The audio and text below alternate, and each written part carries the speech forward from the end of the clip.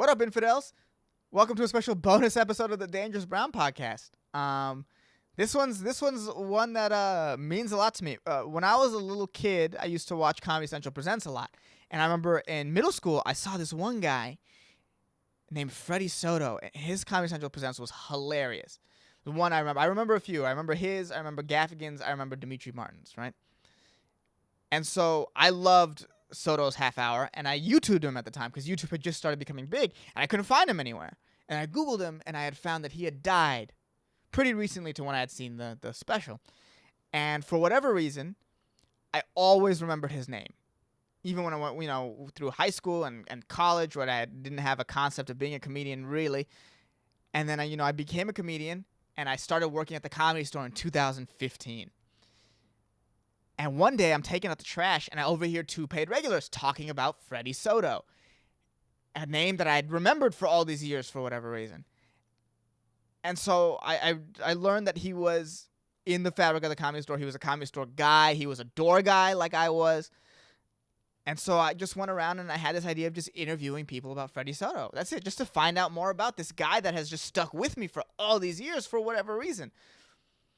And so that's what I did. So I have a collection of interviews from 5 years ago. It's a very small collection. I didn't get to do a lot because I was unknown at the time and I was very nervous about talking to these paid regulars. And I've had them for 5 years. Some of them I've lost because of the time. But I'm going to release the ones I have in a series I'm calling Finding Freddy Soto. That's it. There's just interviews I collected about this guy. There's no overall point. There's no messaging. It's just here's interviews about this one person. And hopefully you guys learn more about him, I guess. The first person I'm interviewing is Eleanor Kerrigan, a very funny comedian. If you don't know who Eleanor Kerrigan is, she is, like I said, very funny. She is, I would describe her almost as a historian of the Comedy Store. She's been there since the 90s. She knows so much. A lot of funny historical stories come out. In this interview you're about to hear, you'll hear stories about Richard Pryor. You'll hear stories about Andrew Dice Clay. You'll hear a story about Mitzi Shore, the lady who opened the Comedy Store. She just knows everyone. My favorite story I have about Eleanor is one day I was working the door and Dr. Dre come in. Dr. Dre watches the show. As he's leaving, he sees Eleanor and goes, "Eleanor!" That's the type of person Eleanor is. And I'm very happy that she was able to come and sit down and talk to me about it. If you're watching this on Instagram, go ahead and check this out.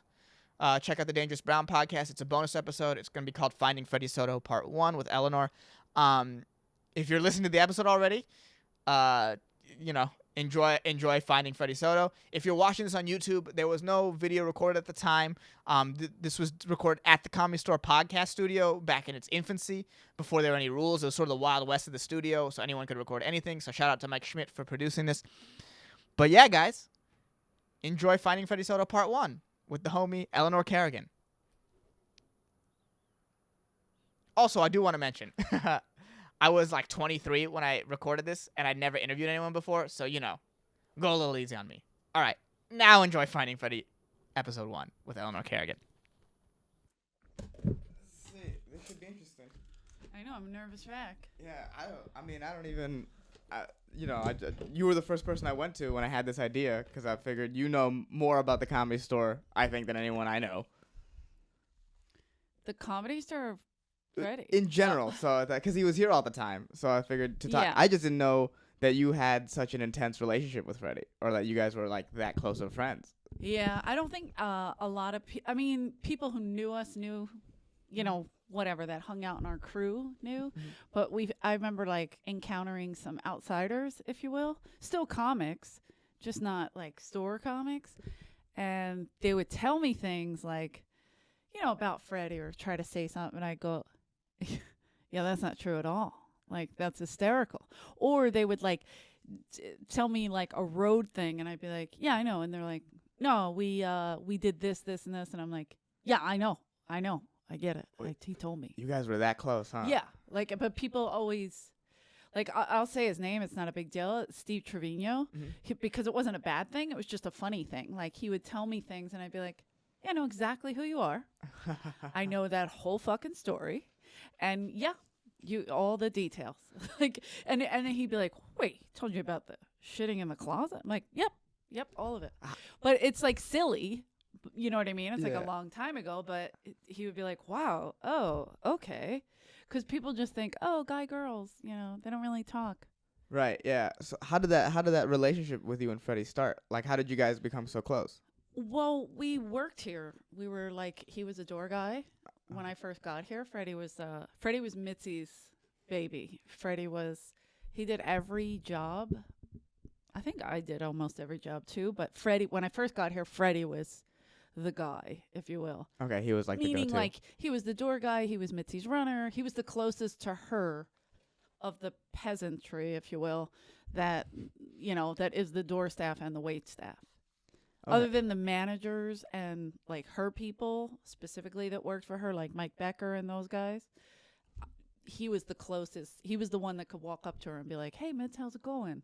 Oh, so he had like that kind of relationship with her. That's so crazy. Where I'd be like, "Oh my God, don't make eye contact, don't look at her," or I think you burst into flames. I'm not sure how it worked. Like, that's how fearful we were. And Freddie could just. Yeah, Freddie was like, "Hey, Mitz, what's up?" Like, pat her on the back, and I'd be like, "Ha ha ha ha ha," and just walk away. Like, wow, that's so. Like, you're not supposed to touch her. Like, I don't know why I feared her as well, and I wasn't even a comic. That's the power that she had. Apparently, that's crazy. It is. Like, I got here in March of '93, so I interviewed with Mitzi to get a waitressing job. And I remember the guys in the office, it was Scott Day. He listens to my podcast, so I like to give him a shout out. But he was the town coordinator, and it was the two managers during the day. And so when I came in, they were like, yeah, wear heels to your interview. And I was like, oh, okay, cool. And I'm like, fuck, I don't have heels.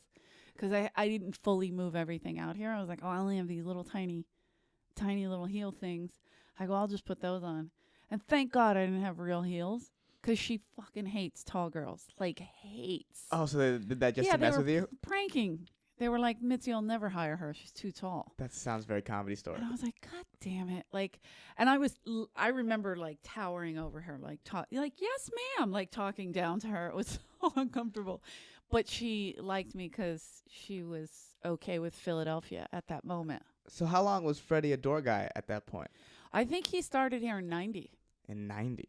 Man. 90 or 91. 90 or 91. Because he dropped out of high school, and he moved to L.A. to go to film school, which was my favorite thing in the world, because he went to Columbia, people say, in New York. And he's like, no, La Brea and Willoughby.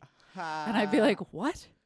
And there's a little Columbia Columbia, it's called. I don't think it's Columbia University. In New York is the real one. And then he married a girl that went to Northwestern. And I was like, in Chicago? She's like, no, Louisiana. I'm like, nope, that's not it either. Like, it's hysterical. But yeah, so he went to film school. So he was out here way before that. And then somehow got into stand-up. He was playing a saxophone and going on stage, and he thought if he got a job here as a door guy, because back then Mitzi was here all the time. So if you were a door guy, I mean, yeah, we have Adam, but it was just a different thing when she was here, because she could pick a random. Right. This is her place, so she really exactly knew. Like Adam watches you and develop, and it's great. It's a completely different time now, but it's not a terrible thing. It's just different. Like, Richard Pryor could go on and she could look at a door guy and be like, you're next. And they'll be like, what? But it was her club, so she got to do that. And so, I mean, I think Dice used to have to do that all the time. He always had to follow Richard Pryor. But you had a showcase to be a door guy. Okay. Like, you couldn't just be a door guy. So he was playing saxophone. Yeah. Oh, yeah. He was playing saxophone. And my friend, his buddy, when he went to Columbia, he has some really tight friends that are great people. And he had a writing group, and they were going to make films and stuff. And they were called Tres Barcos. And it was Marcos and what the fuck is the other 40-year-old virgin? Ricky. Oh, my God. I can't believe I forgot Ricky's name. And so they were going to, and Ricky's still here. Ricky works for a film company now. He's an amazing guy. Marcus moved back to he moved to Canada with his wife that he met in Colombia. She's At La also Brea. a film. The yes, Columbia at yes, La Brea. yes. Okay. She's also a film major, and they did a huge documentary about Freddy. Actually, that was awesome, but I'm not quite sure why it hasn't been released yet. But, Really? yeah, I think Marcos Soriano is his full name, and Ricky Palacio is his group. Mm. But Marcos has all the footage, and Freddy's wife, Corey Soto. So, Corey como Soto, which makes her sound Asian, Right. but she's French from Louisiana and just pure white trash if you really think about it, which is amazing. How did that happen? How did Freddy? Well, so working here, so Freddy was on stage doing his little saxophones, and it was terrible. Right. Honest to goodness, horrific. I've seen footage. Marcos has footage, and when I first started doing stand up, I'm like 10 years in. 10 years was I had my 10-year February. Okay. This past February. Wow. So when when I first started, I asked Marcos to film me. And I was like, because I knew he had all the equipment and he was cool and he'd take a couple dollars. And so I was like, hey, can you help me? I need footage, whatever. And he came in and he's like, oh my God, you're so much better than Freddy when he started. It was awful. We used to cry watching it. And I was like, oh my God, that's so mean. But it's true because like people, when they start out, he didn't know what the hell he was doing. And he was a kid. He was 18, 19. 18, okay. Yeah, so he was like just trying to feel it out, figure it out. And then he got a job here, and it had to be 90 or 91 because he's a 70s baby. He was born 1970, so he would have had to be 21 to work here. So it was probably 91. All right. And then when I got here in 93, he was always working still, but he was kind of coming up. He was like, okay, so he had like better joke structure and like. Right. When I knew him, he was already like, he was on it. Like he had worked really hard for like 4 years to get it to a certain point. And he would still do like all the shitty gigs, of course, because. Right. He's new. He might have been passed. He might have been passed already at that point because Mitzi loved him. Okay. She said he had the heart of a woman. That was it. And I was like, are you calling him gay? Which is weird because his father always asked me if I thought he was gay. And I'm like, I don't think you should say that about your son. And then he said it at the rehearsal dinner at Freddy's wedding. The rehearsal dinner. He's like, I always thought my son was gay. But because he wore red socks and Vans. And I guess he's not. Okay, let's party. I was like, no, that's the worst speech I ever heard. That's one of the funniest speeches of all Oh time. man, we were screaming, laughing because he was serious. He thought he was so serious. He thought he was gay. He was like, fuck, I have a gay son. So Mitzi saw him do the saxophone act, and that's what really got. Good question. I don't know if Mitzi ever saw him do that saxophone. I don't know if he did that prior to getting in here, and then once working, like learning. Like how to tell a joke and how to formulate a joke, like he got rid of it because he didn't use that saxophone for a long time. No. So I don't think he ever brought it in here because when we were joking about it later, like when, I found out about the saxophone, I'm like, oh, you got to be fucking kidding me. Like this is something you could rip Freddy apart with. So we all look for things, you know how it is. Yeah. The minute you find some dirt on somebody, forget It's it. over. So we were like, oh, fuck, where's the saxophone? Maybe this is why your dad thought you were gay. You know what I mean? Like all this crazy shit. And but so I never saw him with the saxophone. But I do not think he's showcased for her with a saxophone because she might like not would fly. have liked that. Yeah. I don't know a lot about Mitzi, but I feel like that wouldn't fly. Unless you really had some stellar thing that you did with this saxophone. Then I doubt it. I doubt that she would, because there was guitar acts. That's a good point. There's always musical a lot acts. of guitar. Yeah, there's a ton of guitar acts. In fact, there was one that she was she liked. I won't say she was obsessed with him, but she liked. And then she came in one night, and he went on stage without the guitar, and I was trying to distract her because I knew he was trying something out. And when she walked by the bottom of the OR steps, I was like, oh, shit. And I was like, hey, Mitz, how are you? Because this is like well into me being here for a while. Right. So I was like, hey, Mitz, how are you? And she was like, who the fuck is that? And I was like, like stuttering because I knew it was happening. But she goes, where's his fucking guitar? And she lost it and she never booked him again. Wow. That's crazy. I think she even took him off the lineup for the weekend. Ooh. That's how bad she was. So pissed. And I was like, oh, maybe it's just experimenting, but how dare me say that? So I got yelled at and he got fired. Oh, wow. That's so funny. But it was like, fuck. Like, for me, like, Freddie was a comic. So for him to talk to Mitzi, it was like, whoa, you really, like, after I got to know her, I was like, wow, she must really like him. Or he just has big balls. Because the only other person I know that kind of, he worked really hard at it to get in, but he got in, was Ari Shafir. Other than that, like, because Ari would talk to her on the phone and blatantly ask her questions like, do you have any advice for me? And she's like, what? But for some reason, she was like okay with Ari asking. I think she got annoyed a couple times. Yeah. And then after a while, it was like, oh, okay, this is just how this asshole is. And then they became good friends.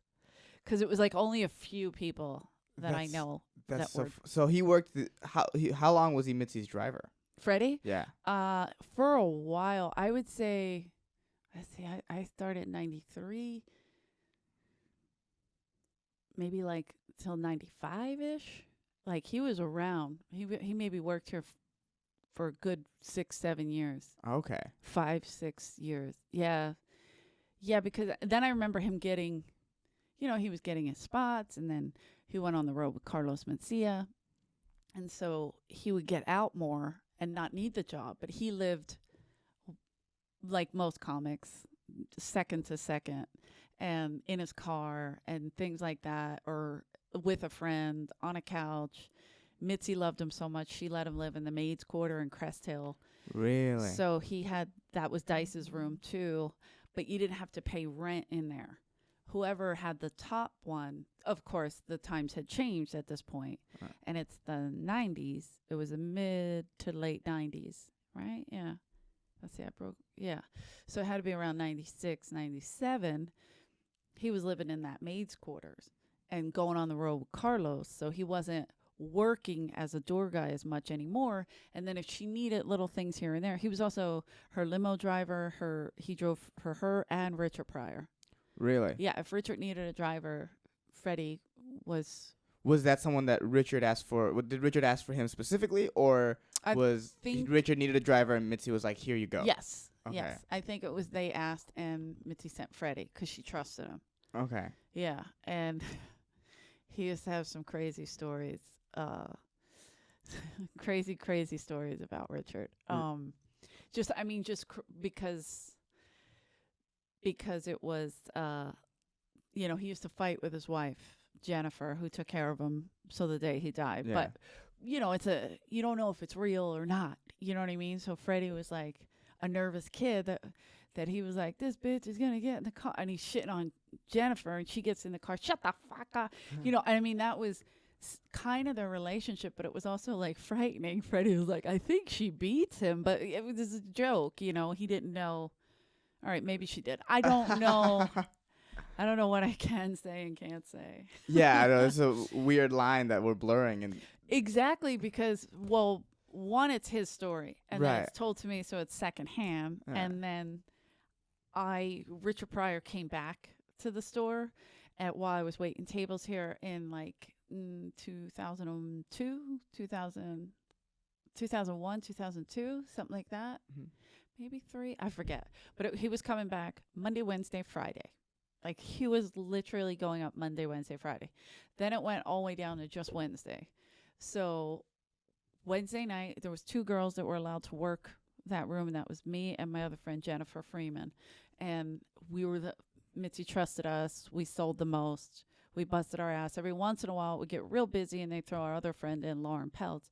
And we were like the 3 that was it. Like, I think I put up a picture a while ago of the three of us with Chevy Chase, because everyone would come in to see Richard. So it was like you'd see Whoopi Goldberg, Chevy Chase, like anybody you can think of, and it was jam packed, almost like when those guys were when he was here hot in the 70s. And like Dice would tell me, you could barely get to the stage because people were sitting on the floor in the aisles. So it was almost like that when he was back. And it was kind of, in the beginning, it was like that. Then it got like regular. And then, you know, it got to the point where Chewy, the door guy, would have to carry him to the stage. So it was like kind of sad, but also awesome. You know what I mean? Like, I remember seeing this. I remember I was serving drinks like right in front of the piano in the original room where Jeff Scott sits. And I was putting the drinks down, and I went to turn just to see, because Richard was on and you wanted to crop down. You like, I didn't want to make any, you don't stand up, you know, because he's sitting. Mm-hmm. So I was literally crouched down the whole time. And he goes, and I turned to see if my customers on the stage needed drinks. So I was just like turned to look, and I saw this black guy with dreads in his hair, like a real tough looking, kind of cool looking Bob Marley type, if you will. Yeah. Sitting and staring as intently as possible. Must have been a comic or just inspired by Richard some way, shape, or form, and had tears rolling down his eyes. And I was like, oh my God, like, shit, this is like, that's heavy. I'm like, I'm not asking him if he needs a new drink. Yeah. Like, you could see his drink was completely empty, but I was like, I'm not bothering him right now. No, he's having a moment. Was Freddy still Richard's driver at the time? No, Freddy was filming pilots at that point. Oh, Freddy was 2000. Freddy sprung up pretty quick. Yeah, when did he go from needing to live in like a maid's quarters to being like, oh, he's got like heat coming at him? Well, it wasn't that much longer. Like, he stayed in the maid's quarter, and he in there also lived our other friend Jason Hartz, who was also a door guy here and a comic for a long time. Jason lived in the bottom of Crest Hill. I think he paid rent. Okay. Freddie, I don't remember if. I mean, she may have charged rent, but if he had it, he had it. If he didn't, he didn't. And Crest Hill is the house right up there? Yeah, okay. They sold it now. And then Wheels lived on the top floor, and he didn't pay his rent, so Mitzi kicked him out. And then we wound up kicking all of them out because Mitzi needed to sell the house to pay for the store, you know. To keep the store going. The store was going on. Not going under, but it was the dark dead times. Years. Yeah. So we call them the dead years. Then she was having a terrible time selling it. So I took a statue of Saint Joseph. I'm Catholic, so we're weird. We have weird things. Mm-hmm. And I buried it upside down in the front. There's a tiny little patch in the front. And so I buried it in there, and she was like, what are you doing? And I told her what I'm doing. And she's like, I'm Jewish. And I'm like, doesn't matter. And it sold 3 days later. That's really funny. So I was like, well, you might have to convert. Get out of here. Like, I was like, that's the rules. Or, you know, but it was like a tough time, so she had to sell it. Right. But she also owned this other house right up the ramp here. If you go up and go to the right, not the one Paulie had, on the other side. Okay. So in that place, Freddie rented. This time he did pay rent because he was starting to make money on the road. Yeah. Not a lot, but like enough. Still like just opening for Carlos? Opening for Carlos, a little bit here and there, headlining his own gigs. So like little off nights here and there. Yeah. And what was great was there was a huge like, the Mexican comics would bond together and go on tour together kind of thing. Like the Three Amigos kind of thing. Like Freddie, Pablo Francisco, and Carlos Mencia did that one. That's where they met Trevino because he opened. Oh, wow. So, yeah. So it was like he was the low man on the totem pole at that point. And, but like, still like the guy. But on the come up. Yeah, you would party with. You know what I mean? You're touring with Freddie Pablo and Carlos at the time. You're on the come up. Yeah. Sure. And Freddie is like the most personable guy. So like if you were hanging out on a tour and Freddie was the headliner, you would think he was the door guy because you were partying or fucking around being silly just as if you all were working the fucking club. He never really got like stupid like, oh, I'm big time now. You know what I mean? He never Hollywooded. Like he never Hollywooded anything. He was always so nice to every single person. Everyone was the same. Like there was no one person wasn't different because they had a show or they didn't have a show. He didn't give a shit. You know what I mean? He was just a fun guy and he liked having fun times. But they would tour a lot, like Johnny Sanchez, Luke Torres. You know what I mean? Like they would do little together kind of thing and sell out everywhere. They would do great. Yeah, there was like a certain like killer markets they could do in Texas, Arizona. You know, a lot of Mexicans over there. Right. So and they would just hit those markets. So they would just jam in those markets. Willie Barcena, like Felipe Esparza, Gabriel Iglesias, like they would all kind of bond together and help each other out, kind of hook each other out. I mean, then a lot of them got Hollywood and got stupid, but right. But before like they blew up. Yeah. Before then they were all cool and they all worked here. They all not worked. I don't remember Felipe and Gabriel working as like tour guys, but I remember them as comics because we had a Mexican night. Mitzi loved theme nights. Yeah, the hot tamales. I've seen the posters. Hot tamales is a good one. That was Marilyn Martinez and Kiki Melendez, right? I think so. Those are names I don't even know. Well, Marilyn passed away too. Unfortunately, one of my favorite people. Mm-hmm. Marilyn and Joe Diaz were tight. Real tight. Like they called each other every second, like bitching about people or helping each other out, whatever it is. I remember at Marilyn Martinez's, what was it? We had a memorial here at the store, and this guy showed up, and he was a real dick to a lot of Mexican comics. Some of them aren't Mexican, but I just put them in that group. Right. But like Joe Diaz is not Mexican, but he ran with that crew or what? He was in that crew. So there was a guy, he fucked over a lot of them. Joe Diaz wasn't one of them that got fucked over, but Marilyn was. And it bothered Joey that he never got her, that she never stood up for herself or got her respect from this prick. And when he came in, Joe Diaz was like, I got a few things to say. And he said like nice things. And he goes, now I'm going to go punch this motherfucker in the face who fucked over Marilyn a million times. And the guy stood up like, what'd I do? And as he was like, I don't get it. Like, duh. And Joey walked right toward him and knocked him the fuck out in the main room. And I was like, yes. That's an amazing story. So yes. when did Freddy start like blowing? Like when was it like, I would say like 98-ish.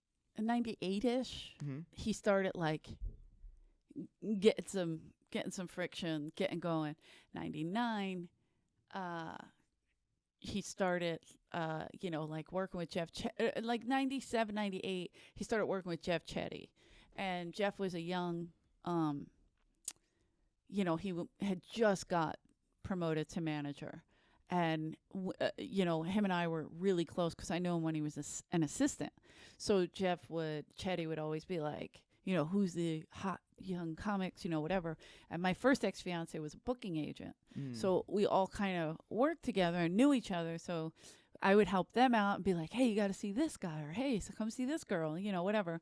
And so we all kind of stayed tight because I was here so fucking long. Right. They were like, oh, I know who would know if this person bombs all the time or not. So they would call me. And I mean, like Nick Nuciferal, like all these guys, they were assistants when I met them and then got moved up. Right. So Chetty, I was like, oh, Chetty used to come in a lot. So he'd be like, what room's hot tonight? You know what I mean? So I didn't specifically push him in Freddy's direction. He just saw him and was like, oh shit. Like this guy's. And at that point, what do you think could set Freddy apart from other comics? What made him Freddy? Well, he was so passionate when he would do his bits about his family. Like me and Johnny Sanchez always used to tease him like, dude, you're going to have a heart attack. Because when he did his father, I think he would like really turn into him and get angry like him. And like, and I can't even do it, but like just this kind of yelling, ranting. And he would go on and on. And you could see like the veins in his head. And I'd be like, dude, calm down. Like, what's happening? But he would, if there was 4 people in the audience or there was 400, he gave the same performance. So it was never a relaxed, laid back Freddy. It was always this overly animated, like silly stories. And 90% of the stories were true, barely exaggerated. A few of them were a little exaggerated, like when he would say, my parents were young when they had me. They were so young that I would see them in school. Yeah. Which is a stupid, It's just obviously. a joke. Yeah. And be like, hey, can I get lunch money? And his father would be like, hey, man, get away. Like, stupid. But it was, it was a great visual that, like, here's this kindergartner being like, hey, guys. Yeah. I don't have lunch money. Too bad, fucker. Like, it was just so dumb, but it worked, So, yeah, I barely exaggerated, but they were true stories. His parents were very young when they had him, I think they were in their 18. Okay, yeah. 17, 18. Young. Yeah. So, I don't know. But, yeah, he started blowing up and getting work. And prior to that, like, I remember on my nights off, I would go with him to, like, laundromats and shit. That's where he would perform, like, weird, random. Like, were they actual shows, or would he just go to random places and just perform? No, it was like the mics. They were the mics. You know how sometimes, I don't know if they still do coffee houses a lot now. Yeah, that's still pretty popular. But before, they used to do these laundromats in the valley. And I remember it was like him and Zach Galifianakis, and I'm like, this is hilarious. This guy's crazy.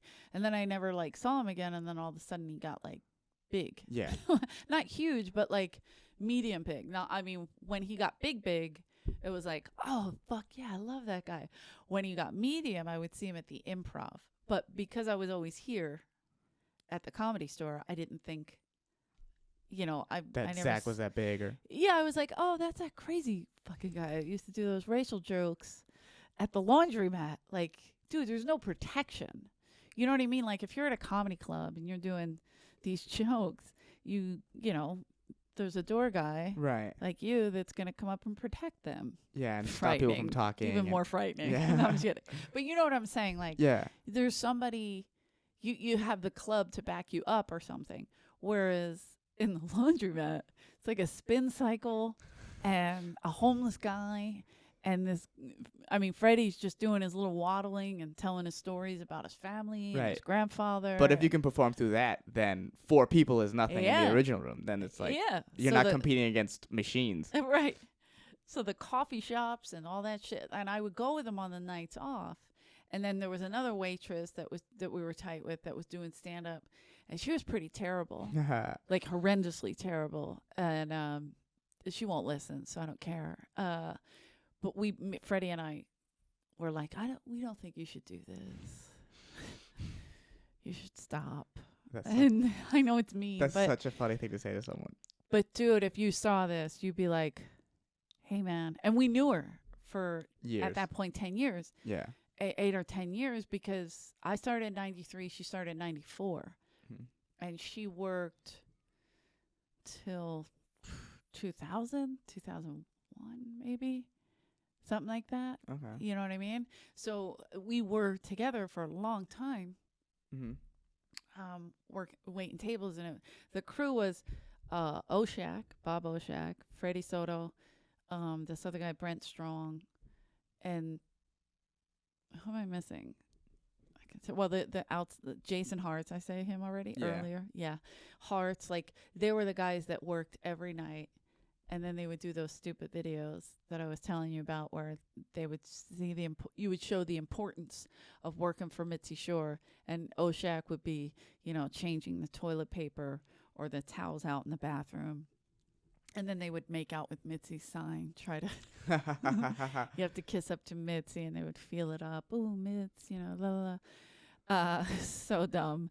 But then the girls were me, my friend Lauren, and this other girl, Jen Freeman. So we were always together. Like, if that was your crew. Yeah. If I wasn't with Freddie was with Jen. You know what I mean? And like, we were all, like, Mitzi was right. Freddie had the heart of a woman. And so, and I guess I have the penis of a man. So it's uncomfortable. Yeah. What does that mean? Heart of a woman? I don't, he was like sweet. Like, he wasn't just, he didn't give a shit. He wouldn't hurt somebody to move up. You know what I'm saying? Like, a lot of the other comics around Mitzi wanted something more from her, whereas Freddie was like, yeah, I'll sweep your driveway. You know what I mean? Like, I'm just here. Yeah, I'll shovel shit. Yeah. I'll, whatever you need. Yeah, sure. Yeah. am I on the clock? You know what I mean? Like, sure, he needed the money, but he would do whatever it took. And then he had this postal truck that didn't go in reverse. I think it didn't go in reverse, and he slammed into this guy, and the guy was like, back up. He was like, I can't. I really can't. Like, I'm not kidding. So like him and Jason had to push this thing back and then push it all the way back. But he spent like $500 on for a truck car, that didn't for reverse. a postal truck. But it got him everywhere.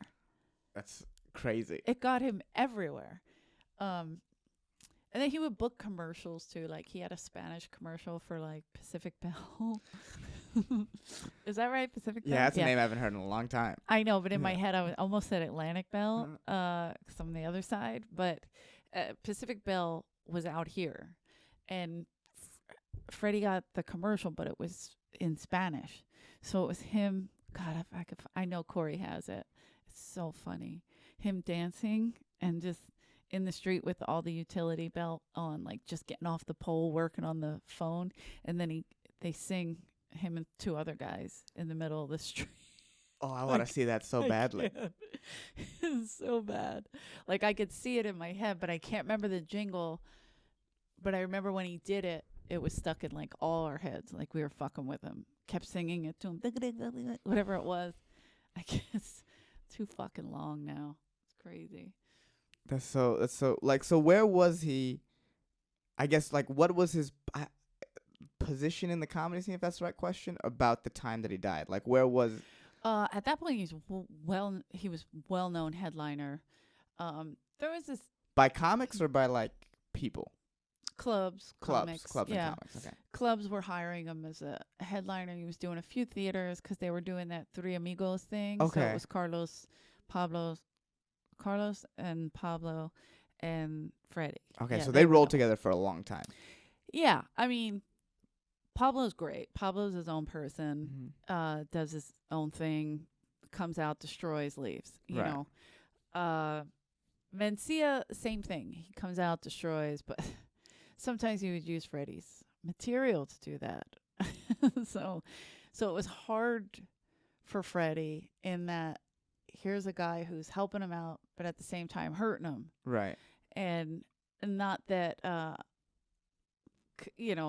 Freddy couldn't write another bit or come up with another thing because it was all so special to him and so real to him, and it was real things that happened in his life. Right, but here's another guy stealing your life story. Yeah. So it's frustrating. And why didn't he stop going out with him? Well, there's this like honor thing, Mexican kind of, hey, he's helping me.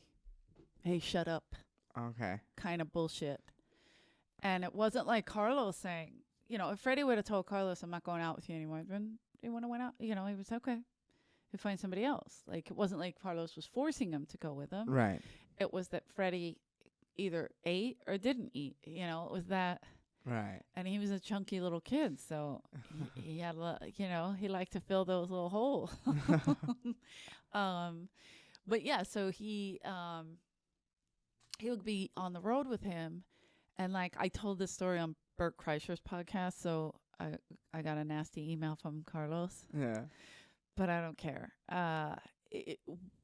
In the beginning, he would take him out, and then they'd be in Vegas, say, right? And they'd be about to go on stage, and Carlos, and at this time, he was dating my really good friend Cynthia Levin.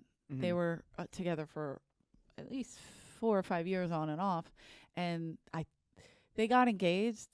Cynthia said, I don't remember, but it could be. Okay. And Freddie was like, yeah, whatever. But guys and girls, it's two different stories. Right. It's hysterical. But Freddie was like, yeah, sure, we were engaged. Like, oh, we were? You know what I mean? He was so busy on the road. And Cynthia's a comic as well, so it was like two comics. Neither one's paying attention. Right. They're all just focused on themselves. Both in their own heads. I guess we're engaged. Yeah, that makes sense. Yeah. So they he'd be on the road, and sometimes he'd be with Cynthia. Like she would come hang out if they were playing Vegas or something where he needed a ride. Right. Cynthia had more money. And so they went, they go to Vegas or whatever. And she would tell me stories as well, like about this is bullshit. Carlos is taking his shit. Freddie's upset. He's freaking out before his show. That's not what you need when you're going out on stage. And then when him and Cynthia weren't together and he'd call the store and be like, I need Eleanor. And then it would be like, Carlos told me he's taken this bit, and this bit. And I was going to do those in my 15 or 10 minute opener. What the fuck am I going to do? So I would tell him, hey man, I don't have any jokes, but I know these are my favorite jokes. And they were like somebody else's. Wow. And like there was this guy, Ronnie Kenny, who I absolutely adore. He's an older comic. And like I would say these jokes and it would make Freddie laugh. And I don't know if he used them on stage or not, but it would be, I always had this image of Freddie doing this pull my finger joke on the stage. That's not him at all. It's completely not him. It's just this older white man. And so Freddie, sometimes he said he would use certain jokes that I would say, but because he was in a corner and he didn't know what to do. No, he was devastated. He was like, if I get fired, that's a whole nother thing. Right. And at this point, this was early 90s, so he was really fucked. Right. He didn't have a lot of material yet, or he was super fucked. Yeah. Just on the come up. So. Yeah, and then I got engaged, and I was spending so much more time with my fiance at the time that it was like Freddie kind of took a back seat, if you will. I mean, it happens in life, yeah. and so like we never, like when we got back together, if you will, like when my ex and I broke up and Freddie and I got even closer, because sometimes you just grow, whatever. We were both in our early 20s, and you just grow a little bit, and he was dating somebody, or seeing whatever, and it just grow apart. But in the meantime, he never stopped working on his stand-up writing every single day. And if he couldn't get me on the phone for a stupid bit, he'd call Bob or Jason or somebody else to help. Yeah, like because it was just fucked. But it happened so many times, and he would be devastated. Like, fuck am I gonna do? Have you ever watched something that Mencia's done on TV and been like, that's Freddy's? Well, here this is the second part of that Bert Kreischer thing. Yeah. Probably a month before Freddie died, maybe 3 weeks. I forget exact time because a lot of it's a blur. Right. And it slowly comes back every once in a while. And so Freddie called me, and at this point I was dating Dice. I was living with Andrew. Right. And so and Andrew and Freddie became like besties as well, because I was like, look, I know people don't like a guy friend for a girl, but this guy's different. This guy has no interest in fucking me. His father thinks he's gay. Anyway, no, but he was already married to Corey at that point. Right. So it wasn't like, I was like, this is not one of those things. So they became really close. But Freddie called me up and he's like, hey, can you get to a computer? And I was like, yeah, we just got one. I'm just kidding. Because me and Andrew are the worst at the computer. So we're like, yeah. So of course he had to guide me to get me where he needed me to go on the stupid computer. And I went, and it was a commercial for Carlos's Mind of Mencia. Right. And let's just say there was 5 bits on there. 4 of them were Freddie's top brand new bits. Really? Brand new. Really? And Freddie was still touring with him at the time? No. He hadn't been for a while. He just found it and took them. Yeah. And how did Freddie react to that? Freddie was like, I'm done. I quit. I can't fight this motherfucker.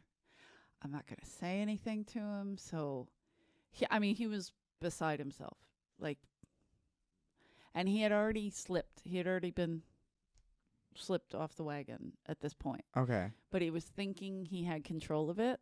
Does that make sense? Like when. Yeah. So, and it had been. So, like, I'm guessing, so he had problems with addiction previously? Oh God, yeah. I have no idea Oh, about I'm sorry. that part. Yeah, in high school it was really bad, which is why he dropped out. All But right. he dropped out and left El Paso because a lot of times people blame the city. Right. Can't blame the city. No. You can get drugs anywhere. So, but with them, they were kids and they would go into Juarez and buy whatever the fuck you want in Mexico. So come back over the border, no big deal. It literally was their backyard was Juarez. So it was so simple. And that he got real bad, then he got sober. Then he went to film school. So they all knew him sober. And then he fell off one time right after that for a little bit and then got right back on. But every doctor would say to him, you have fatty liver already. Yeah. And your body will not be able to handle this if you do not get control of it. Your body will shut down. Mm-hmm.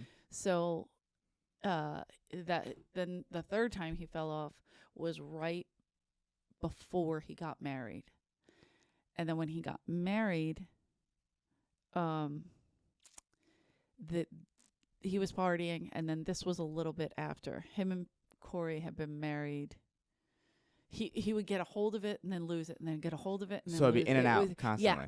Yeah, we knew it was happening. And Right. then at one point, Dice had a talk with him like, dude, I can tell you're taking certain pills. I could see it on stage. You know what I mean? Like, It would affect his performance. yeah. And wow. And so another time, like Sebastian Maniscalco, his family came in town and they saw Freddy. I guess he went on before Sebastian. Yeah. So he was like, they were like, who is this guy? He's great. And then they saw him the next night in the main room with Sebastian. So they were like, who is this guy? He's great. Yeah. So then when Freddie was in Chicago, he called, Sebastian called Freddie and was like, hey, my parents want to come see you. He's like, yeah, man, whatever, brother. Let's do it. No problem, brother. And he put them on the list, but he had been using these drugs and they were like, who's that guy? That's a different guy. Really? It was like It was night truly and day. affecting. Yeah. Like he couldn't power through, because a lot of people can power through. Yeah, but it was like prescription pills, like Okay. like for depression. Okay. And then because when he filmed Freddy, his TV show, Mm-hmm. I took Mitzi to the taping because, and the worst thing I could do. She went through the whole thing. She was like, this isn't going to work. I'm like, but no, don't do that. Yeah, just watch. Let's do it. But it would say hot set and Mitzi would be like, let's go sit in here. I'm like, I don't think we can. And then she'd plop down and I'd be like, I guess we can. And nobody said a fucking word. Like you would hear people whispering like, that's Mitzi Shore. And I was like, okay. So people are terrified of this woman. Yeah. And so she would sit, whatever, and she'd look around and take it in. She goes, they don't get him. We're not doing it right. Really? They're not getting him. And I go, Mitz, why don't you say something, to Freddie? Like, and she was like, she's like, no, he's too sensitive. And I'm like, ugh, heart of a woman. Here we go. Sensitive. His ovaries will hurt. And so we go, we watch the taping. I take her home. She's shaking her head. So it didn't get picked up, and that fucked him up. So he went sensitive, heart of a woman, Yeah. down, depression-wise, and they put him on Wellbutrin. And then back then, it really, I don't think they had a handle on dosage and shit. So he went way, like, down, Right. mopey. And that's when Sebastian's parents Had seen went him. to see him. So it was like, okay, we got to talk to Freddie about these pills. He's got to figure it out. Yeah. So then he got a handle on that. But then it was, now I have to feel these things and I don't want to. What else could I play with? I'll drink a little. No big deal. I can hold on to it. Oh, I could do Coke once in a while. Who cares? It's And then chalk. So he would It's a substitute joke. the prescriptions with just other drugs, Yeah. designer So drugs. and then that progressed and progressed a little bit here and there. And like I said, he would get a hold of it, Mm-hmm. let it go, get a hold on it. And then I forget where we're going because I don't want to talk too much. But yeah, so he did that. The drugs were all fucking him up. And then I can't remember the question, what we were talking about. Well, okay, so I'll just move on to the next question. No, but what was it? It was something specific. Oh, Carlos. And then when he saw Carlos, this Right. was a couple weeks before he died. right, and when he saw that fucking promo for Mind of Mencia, he just was it. That was it. And so whatever he could get his fucking hands on is what he was taking. Okay, so at the time leading up to his death, you could tell something was wrong. Yeah, and him and his wife were fighting a lot. Like he called me up and be like, "I fucking Corey, she's fucking getting high in the in the garage. It smells like two Rastafarians fucking." And I'm like, "Dude, calm down." I'm like, "All right." He's like, "You gotta fucking talk to her." So I'm like, "All right." So then I call Corey and she'd be like, "That motherfucker, he don't think I know he's using. I did drugs too." Like it was just like constant. But they were, what I loved about their relationship, it was so fucking open. Like you would kill for a relationship like they had. Because they were so open with one another. There was no fucking bullshit hiding. Really? So Every the hard fucking truth. the hard truth was out. Oh wow! All the time. How did they meet? Here at the Comedy Store, I hired Corey by accident as a waitress. By accident, you weren't supposed to. No, I should have paid attention more and not hired her. She was the worst waitress. She's in the top 5 of worst waitresses I've ever had. Doesn't mean she's a terrible worker. Yeah. Just means she can't wait tables. And so, because she's just too, at the time, she was like drinking a lot. And I don't know if you know anything about Corey, but she does call herself a princess. Right. She wears a tiara on a regular basis. That's how I know her as Princess Corey. Princess Corey. She wears ball gowns on a Tuesday for no reason. Like she would work here and then cross the street. Or no, she would work at Sky Bar in the afternoon selling cigars, cigarettes, you know that one? Right. She would cross the street from the Sky Bar, come here, but she hated the outfit they made her wear at the Sky Bar, so she would get a full fucking costume change, full blown, and walk across the street in a gown and a tiara.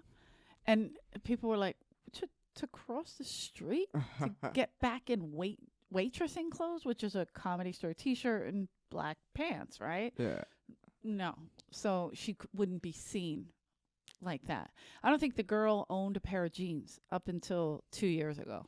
I'm not kidding. Like she's like, jeans? Ew. I don't wear jeans. I'm like, oh my God, I don't even know what you are. Maybe you are a princess. But she was so terrible. I one night she wasn't working and I saw her come in the main room with a full tray of drinks and I go, "You're not on the schedule." And she's like, "Oh, these are for my friends, sugar." I'm like, "Get the fuck out of here." So I was like, "No, I can't use her as a waitress."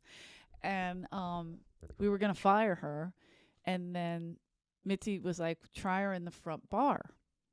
Brilliant out there. Brilliant. Really? You know why? She could be loud. She could do what Corey does, which is entertain, make people laugh, tell stories like, sugar, have her big cleavage out. And so she had these big old titties. She had 2 breast reductions, this girl. Damn. So they were giant, right? And so Freddie used to sit outside and watch Corey run the front bar. And he'd be like, "Dude, this girl in the front bar." And I'm like, "Corey?" Like, no. Because I knew her as the girl who could wait tables. Yeah. Like, she was killing it outside. Like, she was selling, like, $1,500 a night. But she was very naive, too. Yeah. Like, one night, there was this guy. He used to deal drugs.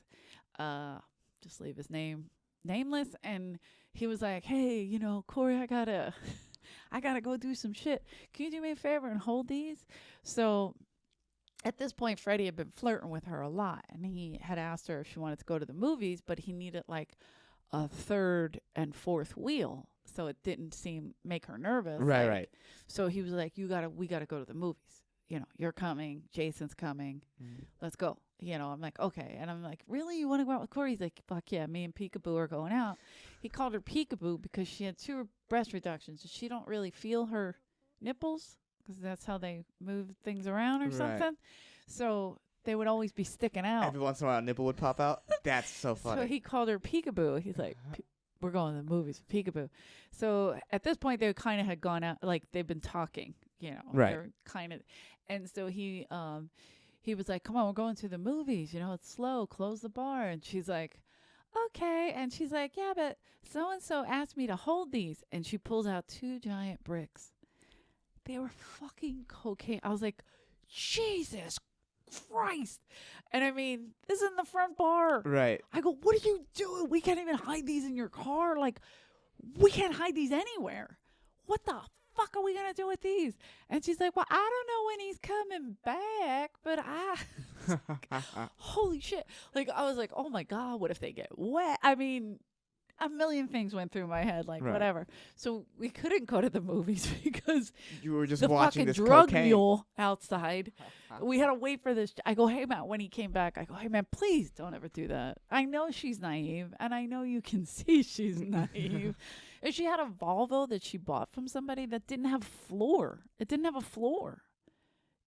Like her feet could go through the floor. Oh, that's really weird. Yeah, and it had a sunroof, and she was like, "But it's a sunroof, sugar." And if it would rain, it would just go come right through. And I was like, "Corey, there's a puddle on my side." She goes, "My side has a hole." Stupid. That's not a drain. You're not supposed. This ain't how it works. That's so funny. But yeah, so he was like, "Dude, I think I'm in love with her." I'm like, "Oh, fuck me." So, because she was nutty to Right. me. But yeah, so then they fell in love. It was the weirdest coupling I'd ever Really? encountered. I wouldn't put them together anywhere in life. Not even in a arranged marriage. Like they couldn't. Like that, you would think that was an arranged marriage. That's how opposite they were. Really? Whereas it's like, fuck, this is never gonna work. Like, unbelievably. And how long were they married? They got married. God, I feel like they were together like 10 years. Oh, wow. 8 years. So that opposite, but it worked for... Oh my God, it worked. It worked because Freddy could control her. Freddy could get her to do whatever he needed. So I want to say they got married 2001, 2002. Was it after 9/11? It was October. It was an October wedding. It was like Halloween-y. In New Orleans, they got married, and his whole family is from El Paso, and she's from New Orleans. So you can imagine the party. The drinking was uncomfortable. I remember waking up in the back of a pickup truck in a cocktail dress, like, no, this can't be real. Yeah. And I look up, and Freddie's best friend Curtis is just sitting at the back of the pickup truck eating a burrito, with like tears coming down his eyes. So we called it the Zen burrito because he was just, I don't know if he was having a moment or if he was that fucked up that, like, it was just the craziest thing. I was throwing up everywhere. Really? Yeah, it was. I remember Corey's mother, she was, after the rehearsal dinner, we were all leaving, and she said, she goes, bye, and we were like, bye, and it was like Freddie, Curtis, Carlos, his best friend, Carlos Hernandez, not Mencia. So it was Curtis, Carlos, Caesar, like all these guys, like, and Freddie's cousins, Tina, and all those. So, and Jake. And so we were all walking away, and it was Corey, and then all the girls she went to school with. And Betty was like, bye. And we said bye, and we turned, and she took off and hit a tree. And we were like, oh, shit. And we went running over to like, Betty, you okay? You okay? And she backed up and she was like, I'm fine, sugar. And she just took off. We were like, that can't be real. That's so funny. That's So, I mean, Freddie knew how to have a good time. Yeah, well, yeah. And he married into a good time because that was his mother-in-law who was just fucking crazy. So if they got married 2001, 2002, I know I was wrestling. That's terrible. You were wrestling at the time? Yeah, so I know. Because Corey worked for the company. So maybe it's like it's like all fucking blur. So yeah, it's been a while now. 98 to 2005, but marriage-wise, 98 or 99 to 2005 that they were together, and then married 2001 till, or 2002 to, fuck. Because 9/11 is throwing me off. 9/11 was 2001, right? Yeah. And then we were all together then, too. I remember walking around looking, because everybody closed. And so we were all looking for what to do. And then Corey, who couldn't be happier in tragedy. I'm not kidding. Like if you get her to come here and do this, who wants eggs? During 9/11, like we were like, and she's got a fucking serving tray and eggs and orange juice, and we were like, what the fuck? Like we were like just trying to be together to figure out like fuck like what's happening. Yeah, I was calling my family on the East Coast, make sure everybody was okay, you know.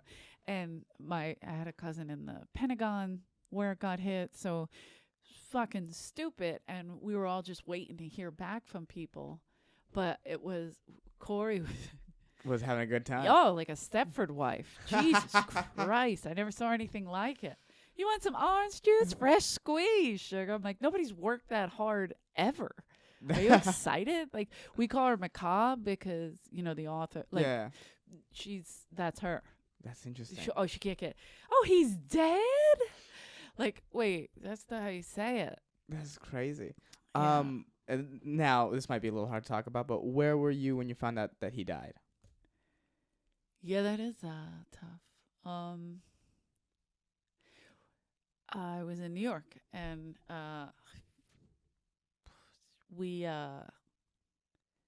Dice was doing a tour. We left on July 1st, and we were going to be gone for 20 days on the East Coast, which was fine because I had quit the Comedy Store in April of 2005, and then Dice and I got engaged. I was going to move to New York, but he proposed, and dumbass Eleanor said yes. So he proposed, and then we, you know, it was like a big thing and whatever. So Freddie and Corey, they had Cruz at this point.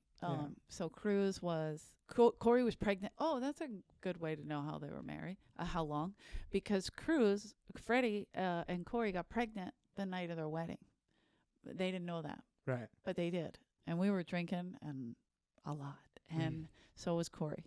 So, and we stuffed her into a 18-inch waist, I think. So I'm surprised Cruz isn't, you know, whatever. So, they had Cruz, and Cruz was she would have been 3. She turned 3 right after he died. He died on July 10th. So Cruz's birthday is July 22nd. That's my sister's birthday. That's crazy. Freddie's is June 22nd. And Cruz is July 22nd.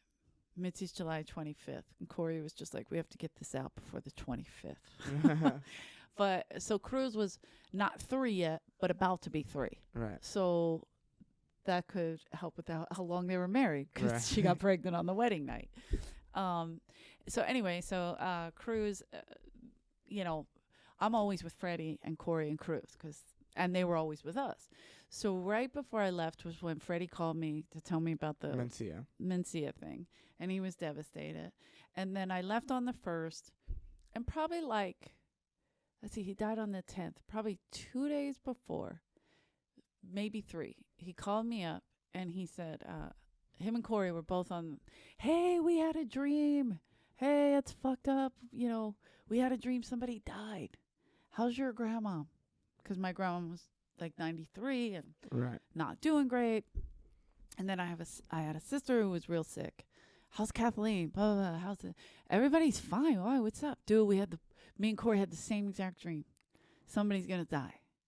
Somebody's going to die. Somebody close to us is going to die. So I said, well, fuck. How's Corey? How's Mimi? You know, her grandma. How's Freddie? How's your father? How's your mother? You know, we're all asking, like, fuck. So they're telling me the dream, and it's the same exact dream. They had the same exact dream about somebody dying close to them. Do you remember the dream? Not exactly. Okay. I guess I'd have to ask Corey. I will tell you this. I was walking home from St. Patrick's Cathedral because I used to go to church all the time, and I have to leave the Jewish guy I'm dating and his 2 Jewish kids so I can go to church. I'm just kidding. So I would leave them, and in New York, I'd be like, oh, I'm going to St. Patrick's. So we would stay close to there, and I would walk and go whatever. So I was walking home from church when they called me to tell me this. Yeah. So then immediately I hang up because I was listening to the dream like, wow, that's crazy. But then I immediately call home to see how my grandmom is and my sister, because my sister was real sick. So I was like, fuck, this is crazy. Don't think about it. Dice is doing Caroline's, and he hasn't done Caroline's in 15 years at this point. So this is a big night for him. He's a nervous wreck. His career's not on the up and up. And, you know, it's 2005. He is trying desperately to have a comeback. So I'm beside him. I'm helping him. Let's do this. This is going to be great. And, of course, he gets nervous before shows, and he likes to buy underwear. Anybody that works with Dice knows he buys underwear and socks on a regular basis in an uncomfortable amount. And so he was buying underwear, fucking Macy's on 34th Street. So I'm like, dude, me and Dylan are going back to the room because we were bored. Right. So I take Dylan, his youngest son, who at the time is 10 years old. And we're walking Manhattan back to the Ritz-Carlton. And it was packed. You know, they have those street fairs. And my phone rang, and it said, Freddy. And I'm like, hola, negro. You know, that's how we always, stupid stuff, picked up the phone. So I was like, Alfred, what's up? And nothing. And then all of a sudden I hear Carlos, his friend. And Carlos was like, hey, where are you? And I'm like, Carlos, what's up? And you could hear, like, he didn't know what to say. And I have Dylan's hand, like, and he's like, can I buy this? And he's pulling me. And I'm like, yeah. And I'm walking toward this, like, concession thing so he can buy something. And I go, what's up, Carl? What's happening? And he's like, Fred's dead. And I'm like, what? And I go, what the fuck are you saying? And at this point, I let go of Dylan's hand. I probably gave him my wallet. Like, here, I don't give a shit. Yeah. What? So I go, and it's so many things are happening around me. And I go, what are you talking about? He goes, Fred's dead. You got to get to Corey's right now. And I'm like, and I go, Carlos, you're fucking with me. Stop fucking with me. Because we always fucked with each other. Yeah. So I go, stop fucking with me. Tell me what's happening. So he goes, Curtis, you don't believe me. So he puts Curtis on the phone, the Zamburrito guy. Yeah. And Curtis is like, he's like, look, Curtis is the most professional. He's like, we have to come to Corey's. And you have to help us tell her Freddy's dead. And I go, what? How does he... What are you talking about?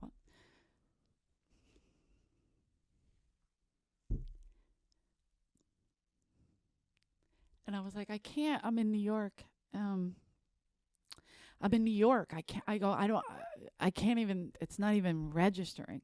So now everything felt like it was going in like slow motion. Like I was like, what the fuck is happening? And I'm watching Dylan. Like, please don't get lost. Yeah. You know. But at the same time, I'm like, shit. What the fuck? And he goes, what do you mean you're in New York? He's like, fuck, you have to call Corey. Can you help us? How can you help us? And I'm like, Curtis, I don't know. I can't even fucking fathom this right now. So I called Daria because I know Corey's with her best friend Daria, who was in town, and Corey was already leaving nasty messages for Freddy because he was supposed to show up for a birthday party. And he didn't answer. And he wasn't answering. So she was like freaking the fuck out and left me a message. Have you heard from Freddy?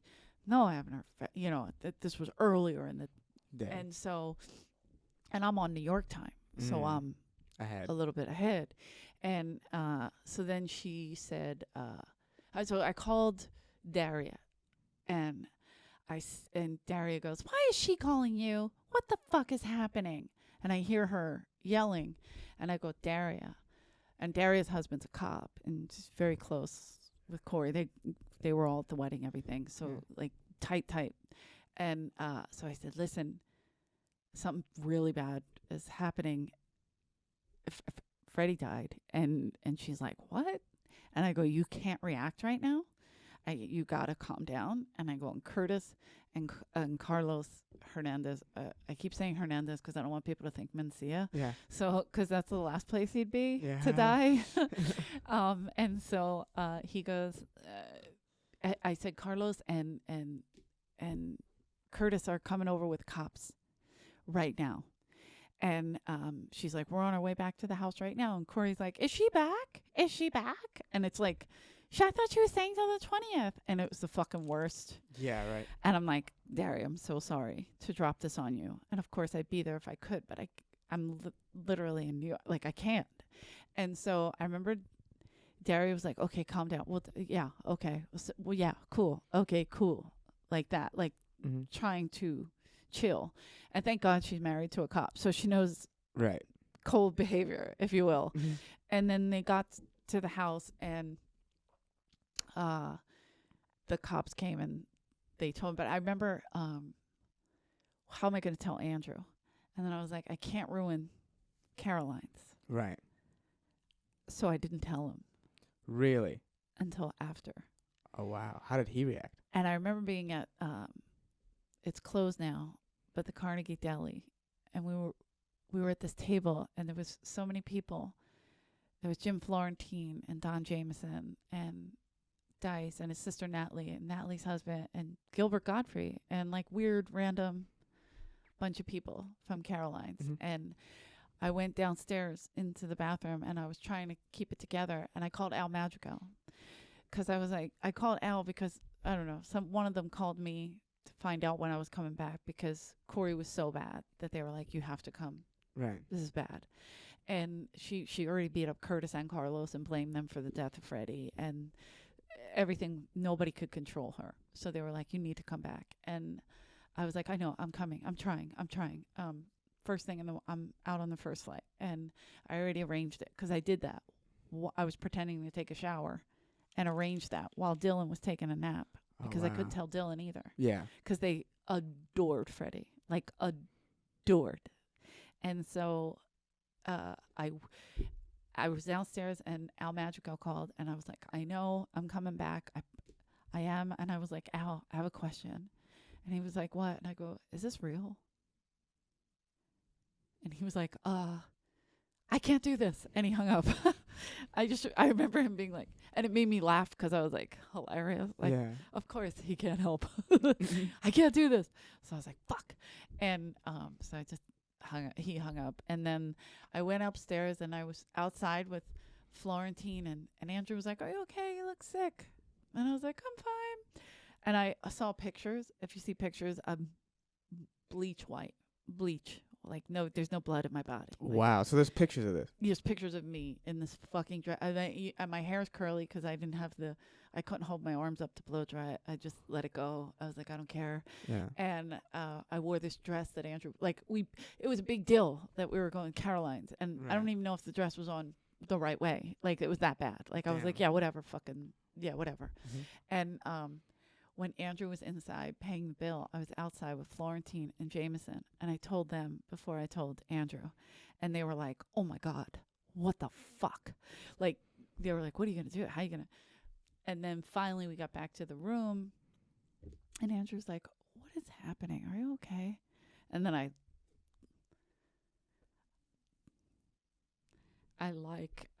lost it, and I told him, and then he lost it, and then we had to control ourselves because the kids, I mean, he didn't know what to do because but the kids were in the next room, and they were, and he was like, fuck.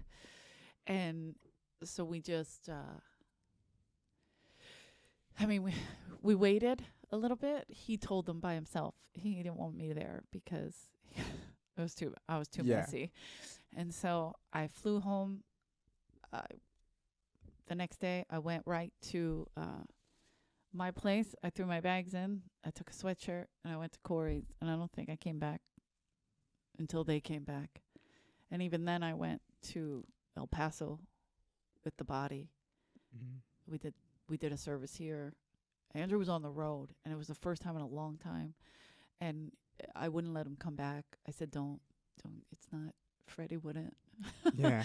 I mean, I love Fred, but he wouldn't. And I was like, don't. And then Andrew, Dice, and like Caparillo, Ralphie May, Steve Ranazizi, Ari, all those guys, they did a big benefit. I think Ingram went. They did a big benefit in El Paso for Freddie and raised I think it's like $150,000 or something for Corey, so she don't have to think right now, just chill and get through this. And Yeah. Al Magic Al was like a god.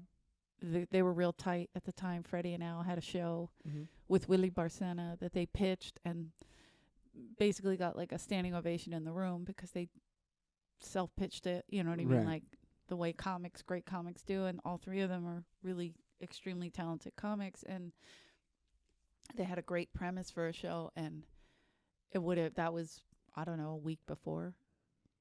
Oh, wow. A week before he died. So him and Al were working nonstop for the show together. That and, never happened.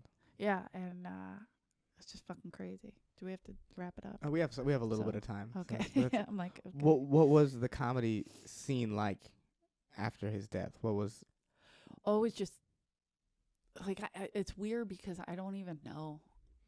I don't even know the answer to that. Because you were just with Corey. Because I just died myself like a little. And here's the other thing. Freddie died July 10th.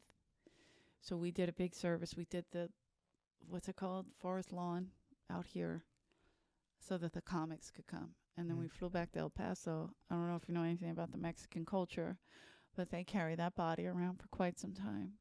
At one point, I felt like Freddie sat up and said, just fucking put me in the ground, please. This is ridiculous. He had lipstick all over him. I was like, Jesus Christ, I think somebody jerked him off in there. I don't know. I mean, it was crazy. It was crazy. It felt like 500 days of just parading him around. And then we made this, well, I didn't make it, but Ricky Palacio and Marcos Soriano made a little like clip of all Freddie and his friends and and it was, I remember it being seconds. Like they were like, do you have any pictures? And I was like, I don't know. And so they asked me to bring pictures, and I don't even remember what I grabbed. I don't even remember what's in the video. I haven't watched it in years because I can't. You know, it's a tough one. But it was like a short. It was like maybe 6-7 minutes, something like that. Mm-hmm. And they were playing that on a loop at the place where we had the viewing and everything. Because there was a viewing night and day, like the night before, then the next day, then the funeral. Then so it was like a lot is what it felt like. Right. And on July 30th, 20 days later, my grandma passed. Oh, man. So I had to go back to Philly for a while. And, and my grandma, we're tight. She raised me, helped my mom raise me. Right. So my mom was a single mom with 10 kids. So grandma gets involved sometimes, you know what I'm saying? Yeah. And so it was like, fuck. I mean, Freddie was 35. My grandma was 93. Right. So it's a big difference. But it was fucked. So the comedy scene, I don't remember it because you were just not in it. And then I was at Andrew's, like we were going to get married. Right. And I was just gone. Like it was like seeing your life flash before you. And then I was like, I can't do this. I mean, he's a great guy. He's one of my best friends, but there was no way I could be in that relationship anymore. Nothing made sense. Wow. Yeah, nothing made sense anymore. It was just too much. So that was part of the catalyst of how that relationship ended? Pretty much. And then I remember the guy Jason Hartz I was talking about. Yeah. Him and Freddie had lost touch. Shit happens. Right. And Jason stopped doing stand-up and he moved back to Massachusetts and he made a lot of money working in the real world. And I'm not going to say he's the happiest, but right. He did it. He much rather would have sold a script and, been a comic or crazy, amazing comic. And, but so he did that. And then when Freddie died, we started talking a little bit more because all of us were fucked. Like Oshak too. Like everybody, Bob got married, had 2 kids, the same, they had a kid. Bob has a daughter the same age as Cruz. So they all got, lives just changed. But me and Freddie and Corey always stayed tight. Right. Those guys kind of left, but I was always single, the idiot. And I mean, even with Dice, that's just how it went. Then it was me, Freddie, Corey, and Dice all the time. Right. So, then, I didn't have any idea. And then Jason called me because he heard I got engaged. He thought I got married. He heard I got married. So he called to congratulate me. And I went out with Jason for a while, Right. way back in the day. And I was with Andrew, and I told him, I said, he said, who are you on the phone with? I said, oh, it's my friend Jason. I just said it like that. And Andrew was like, it's not your friend. That's your old boyfriend. Why are you two talking? And the whole thing was so confusing to Andrew because I was so checked out Right. that sometimes he'd have to be like, are you with us? You know, and it wasn't his fault. It was my fault. It was, I did it. I ruined the relationship. Some intentionally, subconsciously, I don't know. Right. But we were full blown broken up by the next summer. That's crazy. And then, but I did that myself. And then a little bit later, I started doing stand up. 2007. Really? So And February 2007. you carry that picture of Freddy with you every time? He's in my pocket. He's in there now. That's can I see the picture? Yeah, it's a little bit messy, so I have to get a new one. But it's from like the mask card, on the back, like. Oh yeah. Yeah. So and the big giant one would stick out, so I cut it in half. I have another one at home. Oh, that's so funny. And you have a little. That's plaque. usually on the back of it. Yeah. Like it's usually a little longer, like that big. Okay. So of course I have a few of these, but I try to keep. That's so crazy. That's such an interesting story that you two have. Yeah.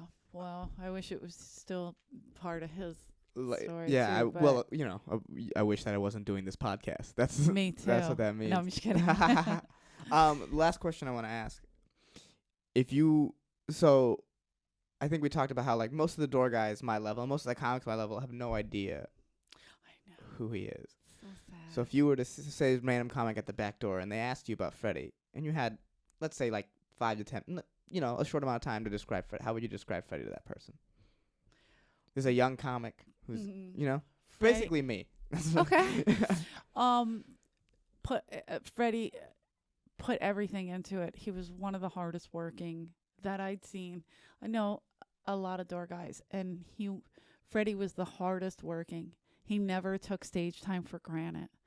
No matter where it was, whether I was watching him at the laundromat or I was watching him in the OR or the main room or the belly room, or the Purple Onion down the street or whatever the hell it was called. Now it's a big nightclub, but they had Coconut Teaser. That was what it was called. Yeah.